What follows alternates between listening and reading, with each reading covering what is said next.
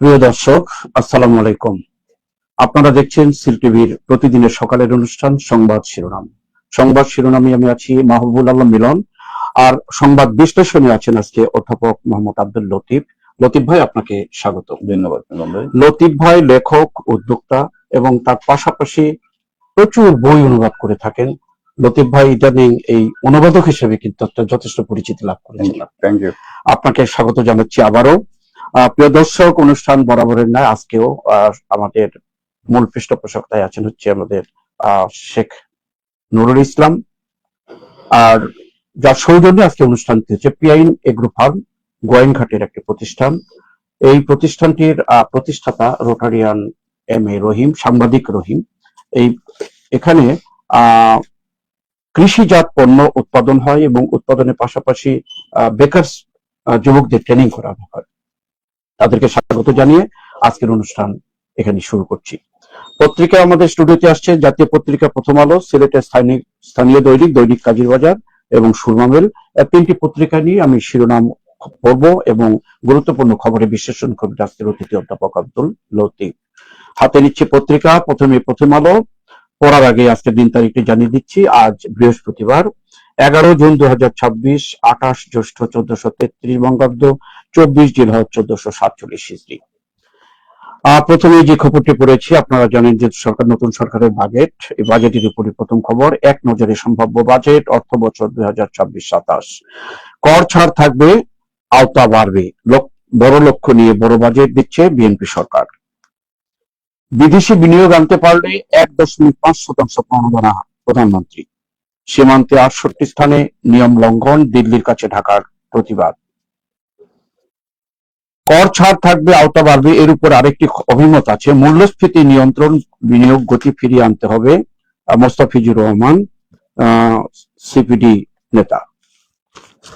আরো খবর, ইসলামী ব্যাংক পর্যবেক্ষক বসালো বাংলাদেশ ব্যাংক।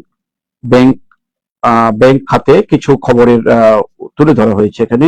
চেয়ারম্যান নিয়োগের পর জটিলতা, গ্রাহক পরিচয় বিক্ষোভ, সংসদে বিতর্ক, টাকা তুলে নেওয়া, এসবের মধ্যেই সিদ্ধান্ত এলো। আরো খবর, বাংলাদেশ অস্ট্রেলিয়া আরো একটি অপূর্ণতা ঘোচানোর সুযোগ। হামলার জবাবে 3 দেশে মার্কিন ঘাঁটিতে ইরানের পাল্টা হামলা। এই ছিল প্রথম আলোর প্রথম পৃষ্ঠা। প্রথম আলোর শেষ পৃষ্ঠায় আসছি আমি। প্রথম আলোর শেষ পৃষ্ঠায় ছেলেমেয়েদের ফাইনালে 4 স্কুলই ঢাকার বাইরে, প্রাথমিক বিদ্যালয় gold cup tournament. Salman Shah মরদেহ কবর থেকে তোলার অনুমতি আদালতের। সিলেটের না শুধু সারা বাংলাদেশের জনপ্রিয় চিত্রনায়ক ছিল সালমান শাহ, এমনকি মানে আমাদেরটা হচ্ছে হলিউড, বলিউড, টালিউড, সে বলিউডকেও টালিউড না, আমাদের ডালিউড, হ্যাঁ, টালিগঞ্জেরটা টালিউড। আসলে অত্যন্ত জনপ্রিয় নায়ক ছিল সালমান শাহ। তার মৃত্যুকে কেন্দ্র করে এখনো জটিলতা শেষ হয়নি। আবারও তার আইনের মেয়ের কাছে তোলা হচ্ছে তার কবর থেকে তার লাশ। 22 বছরে শিল্প যাত্রা। 2013 সালে গ্যালারির কায়ার প্রদর্শনীতে শিল্পী সমরজিৎ রায়চৌধুরী, গৌতম চক্রবর্তী, মুর্তজা বশির ও স্থপতি শামসুল ওয়েলস ছবি গ্যালারি কায়ার সৌজন্যে ছবি সহ খবরটি এসছে। আরো খবর, 5 বিভাগে বৃষ্টির পূর্বাভাস। এবার আষাঢ় মাসের আগে কিন্তু বৃষ্টি অলরেডি চলছে, সিলেটে কিন্তু প্রতিদিনই বৃষ্টি হচ্ছে। আরো খবর, ব্যাংক ঋণ নিয়ে আর্জেন্টিনার ভক্ত টানিয়েছেন 16 পতাকা। খবরের বিশ্লেষণে দাবি রাখে আজকে অতিথির কাছে। এই ছিল মোটামুটি 5 স্পেশালি খবর। শুরু করতে পারি, যেহেতু এখন বিশ্বকাপের ঝড়। এই যে ব্যাংক ঋণ দিয়ে আর্জেন্টিনার ভক্তরা পতাকা টানিয়েছেন, এটা কতটুকু গ্রহণযোগ্যতা রাখে এবং কি উন্মাদনা চলছে এখানে? বিষয়টা হচ্ছে মিলন ভাই, যদি এর চাইতে প্রথম পাতায় আরো ভালো খবর আছে। there is no rule in war and love. ভালোবাসা আর যুদ্ধের ক্ষেত্রে কোনো রুলস থাকে না। এখন এইগুলো হচ্ছে ভালোবাসার বিষয়, এগুলোতে কিছু বলার নাই, কারণ আমাদের তো আসলে খেয়ে দিয়ে কাম নাই। আমরা এগুলোতেই মগ্ন আছি, যেখানে মারামারি করি আমরা খেলাধুলা নিয়ে। ভালোই, এটা খুব ভালো। এটা শুধু না লতিফ ভাই, আমি একটু আপনার সাথে এই যে ইয়েগুলো টাঙ্গাতে, ব্যানার গুলো টাঙ্গাতে কি ঝুঁকিপূর্ণ? ব্যানার টাঙ্গানো তো, ফুটবল তো 1 ঘন্টার খেলা। যাই হোক, আপনি এই দেশের লোককে পাবেন, টেস্ট ম্যাচ দেখতে লোক পাবেন, যেখানে 5 দিনে খেলা আনডিসাইডেড থাকে, সেই টেস্ট ম্যাচ দেখার লোক পাবেন এই দেশে। আমরা আসি প্রধান খবর। হ্যাঁ, আমরা প্রধান খবরে আসি, সেটা হচ্ছে বাজেট। 26-27 এই বাজেটটা দেখেন, বাজেটের বিষয়টা হচ্ছে কেউ পরীক্ষায় যদি কেউ অঙ্ক করা শুরু করে যে এই অঙ্কের রেজাল্ট আমি পারবো না মিলাতে, হ্যাঁ, তাহলে এইরকম একটা বাজেট যেখানে জিডিপির লক্ষ্যমাত্রা হচ্ছে 6.5%, মুদ্রাস্ফীতির লক্ষ্যমাত্রা 7.5%, লক্ষ্যমাত্রাই 7.5%, যেখানে জিডিপির লক্ষ্যমাত্রা কেমনে এটা লক্ষ্যমাত্রা হলো যেখানে মুদ্রাস্ফীতি 7.5%।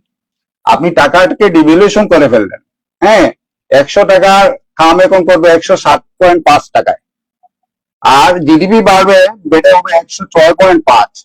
এই অঙ্ক মিলানোর যে অর্থমন্ত্রী আছেন, মাননীয় অর্থমন্ত্রী মহোদয়, এবং তার যে ব্যবস্থাপনার দায়িত্বে আছেন মাননীয় প্রধানমন্ত্রী মহোদয়, ওনাদের দৃষ্টি আকর্ষণ করছি যে এইরকম অর্থমন্ত্রী কি আমাদের দরকার, যেখানে আমাদের জিডিপি প্রবৃদ্ধি হবে 6.5%, মুদ্রাস্ফীতির লক্ষ্যমাত্রা হিসাব, মুদ্রাস্ফীতি এখন 12%-এর উপরে চলতেছে, যেখানে গ্যাসের দাম বাড়ানো হচ্ছে 45%, বিদ্যুতের দাম বাড়ানো হয়েছে 18%, আপনার পেট্রোলের দাম বাড়ানো হচ্ছে 17%, সেখানে আলটিমেটলি 17-18%-এ চলে গেছে মুদ্রাস্ফীতি।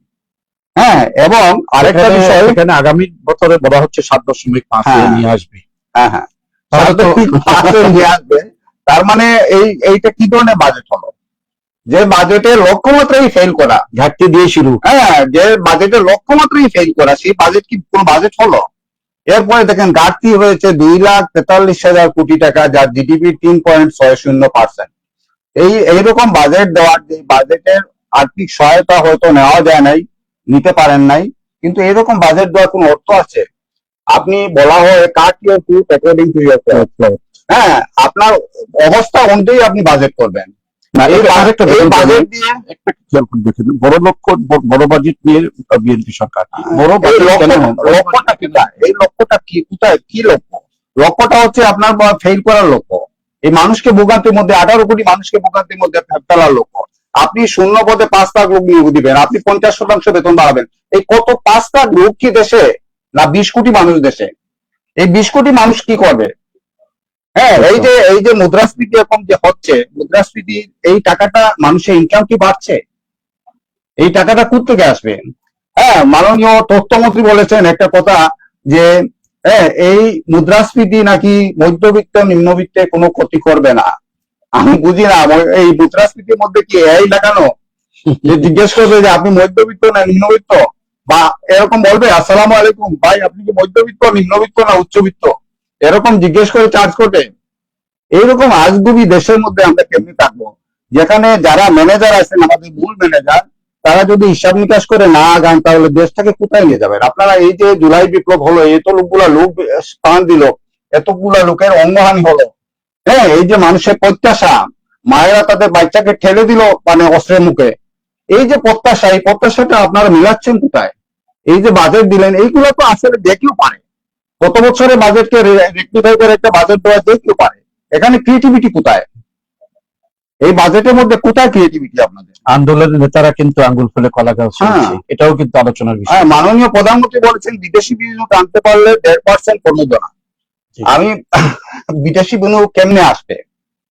দেশে কি আইন শৃঙ্খলা পরিস্থিতি আছে বিদেশি বিনিয়োগ আনার মতো?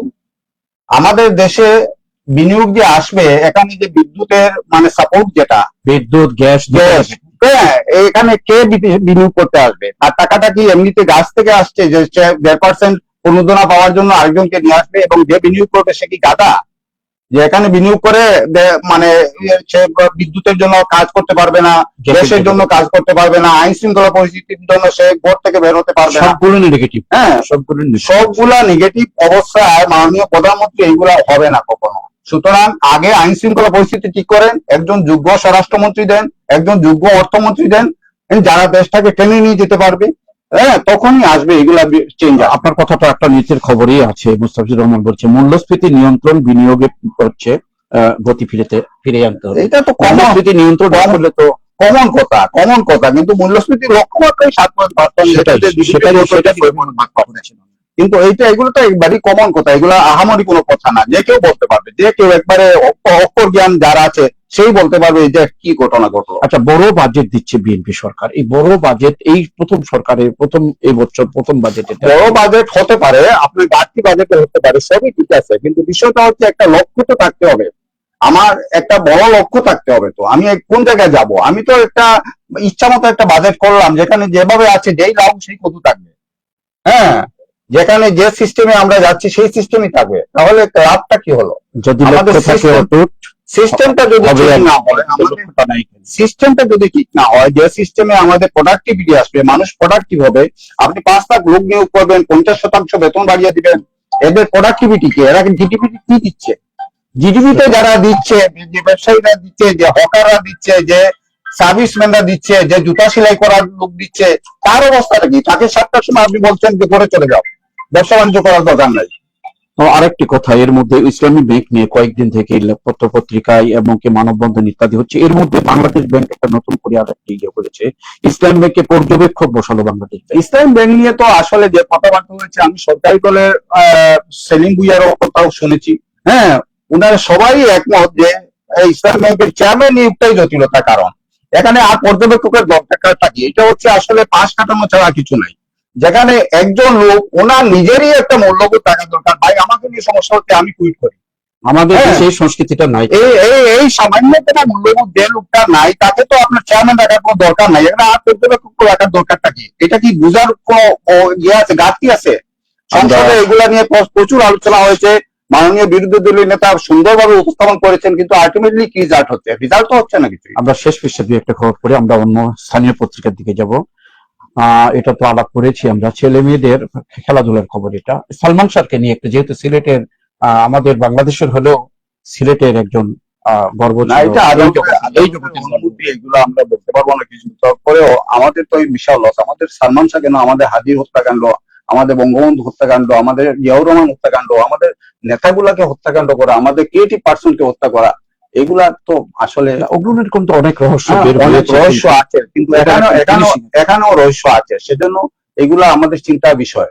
আচ্ছা, আমাদের ডালিউডের সাথে কম্পিটিশনে অনেক ছিল, ঢালিউড ছিল, এই ছিল সেই ছিল। সালমান শাহ কি ওরকম কোনো কম্পিটিশনের কারণ কনস্পিরেসি শিকার হতে পারে? আমরা আগে গানের কলিতে শুনতাম, আষাঢ় শ্রাবণ মানে না তো মন ঝড়ো ঝড়ো বয়েছে, কিন্তু বৃষ্টির পূর্বাভাস দেখাচ্ছে জ্যৈষ্ঠ মাসে, বৈশাখ থেকে কিন্তু অলরেডি বৃষ্টি শুরু হয়েছে। প্রকৃতি কি চেঞ্জ হয়ে গেল? না, প্রকৃতি চেঞ্জ হয় না, আসলে সময়টা তো আমরা হিসাব করছি বৈশাখ জ্যৈষ্ঠ, আল্লাহ তাআলা কিভাবে সময় নির্ধারণ করছে আল্লাহ ভালো জানে, আমরা তো জানি না। আসলে আমরা একটা সময়কে ঠিক করছি আজকে পয়লা বৈশাখ, হ্যাঁ, কিন্তু দেখা যাচ্ছে এটা একটা সার্কুলার নিয়মে চন্দ্রের গতি, সূর্যের গতি, এগুলার মাধ্যমে আল্লাহ তাআলা কিভাবে নির্ধারণ করে এটা আল্লাহ ভালো জানে। ধন্যবাদ লতিফ ভাই, আল্লাহ ভালো জানে, এটা আল্লাহর উপর বিশ্বাস করতে। বৃষ্টিটা তো আর কেউ বন্ধ করে রাখতে পারবে না এবং আনতেও পারবে না কেউ। আমরা এখন স্থানীয় পত্রিকার দিকে লক্ষ্য করছি। প্রথমে নিচ্ছি দৈনিক কাজীর বাজার। কাজীর বাজারে প্রথম খবর আপনি একবার ছোট করে অন্য পত্রিকার সাথে সাথে তাল মিলিয়ে বিশ্লেষণ করেছেন।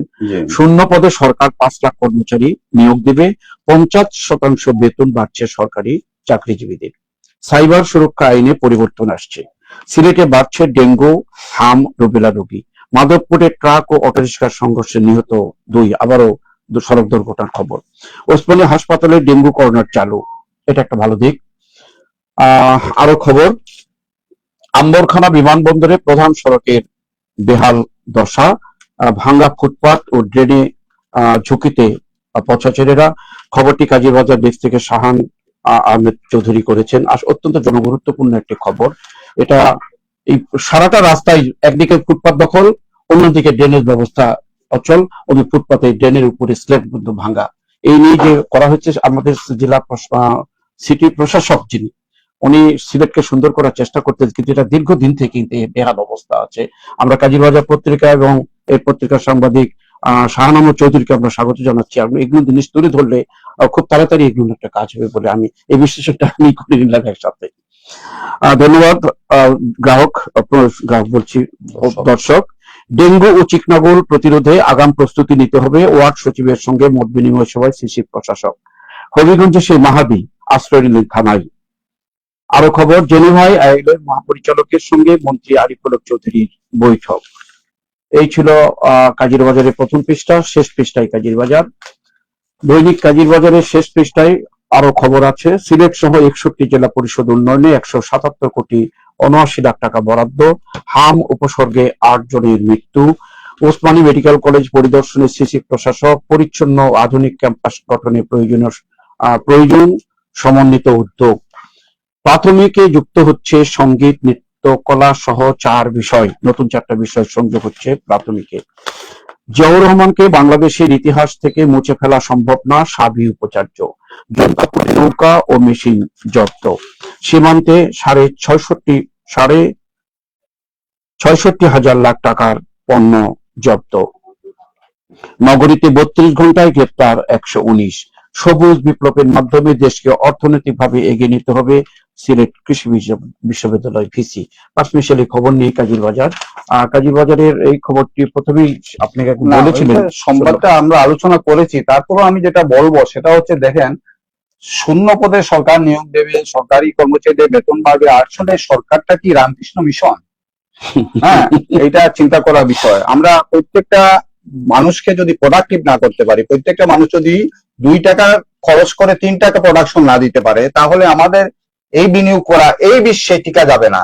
এই বিশ্বটা হচ্ছে এআই বিশ্ব, এই বিশ্ব অনেক অ্যাডভান্স বিশ্ব। এই বিশ্বে আপনাকে টিকতে হলে খুবই ইন্টেলিজেন্ট ওয়েতে আপনাকে ইনভেস্ট করতে হবে। এই ইনভেস্ট গুলো আপনাকে, এই যে 5টা কর্মচারী নিয়োগ দেবো, এই করবো সেই করবো, বেতন বাড়াবো, এই যে 50% বেতন বাড়ছে, আমি বেসরকারি কর্মচারী বেতন বাড়ানো কেমনে বাড়াবো? আমার তো ইনকামই নেই, আমাকে 7টার সময় বন্ধ করে দিচ্ছেন আপনি, আপনারা আমাকে বিদ্যুৎ দিচ্ছেন না। হ্যাঁ, আমি ইনকাম কেমনে বাড়াবো? বেসরকারি কর্মচারী, কোটি কোটি বেসরকারি কর্মচারী, কোটি কোটি লোক মানে রাস্তায় ফুটপাতে কাজ করছে, কোটি লোক ছোটখাটো ব্যবসা নিয়ে আছে। এইসব লোককে আপনি সরকারি কর্মচারীর সাথে আপনি ওদের দায়িত্ব আপনি নিলেন, ওরা রামকৃষ্ণ মিশনের মেম্বার। হ্যাঁ, ওখানে থাকবে, খাবে, ঘুমাবে, হাগাহাগি করবে, সবই করবে, ঠিক আছে, ভালো কথা। কিন্তু আমরা বাকিরা কি করবো? আমরা কোথায় যাবো? আমাদের যাওয়ার জায়গা দেন। হ্যাঁ, সাইবার সুরক্ষা আইনে পরিবর্তন আসছে। পরিবর্তন যেগুলো হলো, আমরা তো তত্ত্বাবধায়ক সরকারের, অন্তর্বর্তীকালীন সরকারের আমলে যে পরিবর্তনগুলো দেখলাম, সব পরিবর্তনই চেঞ্জ হয়ে গেল। বিচার বিভাগ স্বাধীন হলো না, সবগুলোই আবার বন্ধ হয়ে গেল, আপিল বিভাগ আপত্তি দিয়ে আটকাই দিল সবই। এখন সাইবার সুরক্ষা আইনে কি পরিবর্তন আছে আল্লাহ ভালো জানে। আমরা যে বিষয়টা নিয়ে কথা বলবো সেটা হচ্ছে আবহাওয়া বিমানবন্দর প্রধান সড়কের বেহাল অবস্থা। এইটা সাংবাদিক চমৎকার ভাবে তুলে আনছেন। এই যে বেহাল অবস্থার মূল কারণটা হচ্ছে ছোটখাটো একটা ছিদ্র হয়, এই ছিদ্র থেকে বড় হয়। এই সিটি কর্পোরেশন এই কাজটা করতে পারে, যখন ছিদ্রটা ছোট থাকে তখনই এটাকে রিপেয়ার করতে পারে, রিপেয়ার করতে খরচ বেশি হয় না। এটা সিটি কর্পোরেশনে মাননীয় প্রশাসকের দৃষ্টি আকর্ষণ করব, আপনারা যখনই যেখানে বাঁধবেন সাথে সাথে এটা রিপেয়ার করেন, তাহলে জনগণের ভোগান্তিও কমবে, আর মানুষের টাকাটা, এই জনগণের টাকাটা নষ্ট হবে না। আপনাদের হয়তো লাভ হবে, অনেকেরই লাভ হবে, বড় বড় বাজেট আসবে, টাকা এদিক সেদিক হবে। কিন্তু আগে এইটার জন্য মানুষের যে কষ্ট হচ্ছে, এই কষ্টটা অপরচুনিটি কষ্ট অনেক বেশি। হ্যাঁ, একজন মহিলা অসুস্থ, একজন মহিলাকে নিয়ে একজন যাবে রিক্সা, সে হয়তো রিক্সা চলছে, যদি একবার খাদের মধ্যে হ্যাঁ, এরপরে তার চলাফেরা গতি কমে যাবে, অনেক সমস্যা হবে। একটু কথা বলি, এখানে চিত্রটা তো দেখা যাচ্ছে ছবিতে, এটা সিলটিভির ক্যামেরা দিয়ে একটা ভিডিও ক্লিপ করা হয়েছিল, একটু পরিষ্কার দেখা গেছিল যে কত বড় রিস্ক জায়গাটা। না, রিস্ক অনেক জায়গায় আছে। মাননীয় প্রশাসকের দৃষ্টি আকর্ষণ করবো, আপনাকে আমরা সম্মান করি, আপনি এইসব ব্যাপারে একটু খেয়াল রাখেন, যেখানেই বাংবে দয়া করে সাথে সাথে রিপেয়ার করার ব্যবস্থা করেন। এটা আগে মেয়র আরিফুল হক সাহেব মেয়র থাকতে উনি করেছিলেন, সেজন্য আমরা আপনার দৃষ্টি আকর্ষণ করছি, আপনি এই ব্যাপারে সতর্ক থাকেন, সাথে সাথে এটা রিপেয়ারের ব্যবস্থা করেন। আরো দু একটা খবর, সবুজ বিপ্লবের মাধ্যমে দেশকে সবুজ বিপ্লবের মাধ্যমে এগিয়ে নিয়ে যেতে হবে, সিটি বলেছেন। আবার সাবিক উপাচার্য বলেছেন, জিয়াউর রহমানকে বাংলাদেশের ইতিহাস থেকে মুছে ফেলা সম্ভব না, জিয়াউর রহমানকে মুছে ফেলা সম্ভব না। তবে আমি যেটা বলবো, সাবিক উপাচার্য সাহেব, আপনার প্রতি আমাদের বিনীত অনুরোধ, বিশ্ববিদ্যালয়কে আপনার ভালো র্যাঙ্কে নিয়ে যান, যাতে আপনাকে মানুষ ভুলে না যায়। হ্যাঁ, সিকিরি বিশি মহোদয় একটা চমৎকার কথা বলেছেন, কিন্তু এইগুলো স্লোগানের মধ্যে আসবে না, এগুলা অ্যাক্টিভিটির মধ্যে কিভাবে আনা যায়, কাজের মধ্যে কিভাবে আনা যায়, আপনাদের ছাত্র যারা আছে তাদেরকে ফিজিক্যালি কাজ কিভাবে করানো যায় সেই ব্যাপারে চিন্তা করি। চীনে এগুলো করতেছে। ভাই, আমাদের আর একটা পত্রিকা এখন হাতে আছে, দৈনিক সিলেটের আরেকটি স্থানীয় দৈনিক সুরমা মিল। সুরমা মিলে আমরা কিছু খবর নিয়ে আসছি। বিশ্বকাপ ফুটবলের পর্দা উঠছে আজ মধ্যরাতে। এই খবরটি এখানেই প্রথম সুন্দর করে পরিবেশন করেছেন সালমান শাহ। দেহাবশেষ কবর থেকে উত্তোলনের নির্দেশ আমরা করেছি আগে। প্রধানমন্ত্রী শ্রীমঙ্গলে আসছেন 17 জুন। তৃতীয় ধাপের উনি ফ্যামিলি কার্ড বিতরণ করবেন। ওসমানী হাসপাতালে ডেঙ্গু কর্নার চালু। সিলেট জেলা শিল্পকলা একাডেমির 24তম চারুকলা প্রদর্শনী শুরু আগামীকাল। দেশে মাথাপিছু আয় 3,68,000 টাকা। পরিচ্ছন্ন আধুনিক ক্যাম্পাস গঠনে প্রয়োজন সমন্বিত উদ্যোগ। ওসমানী মেডিকেল কলেজ পরিদর্শক সিসি প্রশাসক। সাবেক মন্ত্রী মান্নানের এপিএস হাসনাত কারাগারে।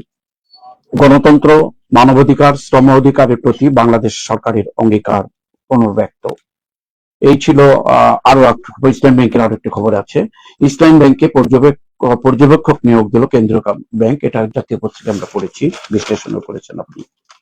আরো খবর শেষ পৃষ্ঠায়।